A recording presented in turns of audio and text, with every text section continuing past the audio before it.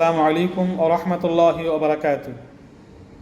যখন কোনো ব্যক্তি মুসাফির হয়, কোনো সফরে বের হয়, বাড়ির থেকে যদি ৪৮ মাইল ৭৮ কিলোমিটার ৭৭-৭৮ বা এই ৮০ কিলোমিটার যদি সফরে বের হয়, যখন তার এলাকা, তার বাজার, তার নির্দিষ্ট যে এলাকা বাজার ওইটা অতিক্রম করবে, তখন থেকে সে মুসাফির।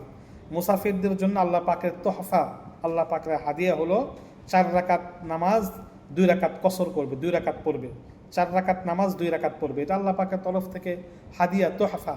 আর আল্লাহর হাদিয়া তোহফা গ্রহণ করা এটা বান্দার জন্য মোবারকময়, বরকতময় এবং উচিত। অনেকে আছে সফরে গিয়েও সে কসর করে না, 4 রাকাত নামাজ পড়ে একা একা। এটা মোটে উচিত না। সফরে গিয়ে 4 রাকাতের নামাজ 2 রাকাত পড়তে হবে। এবং যদি আপনি জামাতে পড়েন, মুসাফিরের জন্য জামাত ওয়াজিব না বা শর্ত না। যদি কিন্তু কোনো মুসাফির যদি জামাতে শরিক হয়ে যায়, তাহলে সে ইমামের সাথে পূর্ণাঙ্গ নামাজ 4 রাকাতে পড়বে। যদিও মুসাফিরের জন্য জামাত জরুরি না, জামাত শর্ত না, সে একা একা নামাজ পড়তে পারবে, কসর করবে। মুসাফির 3 রাকাত নামাজের কোনো কসর নাই।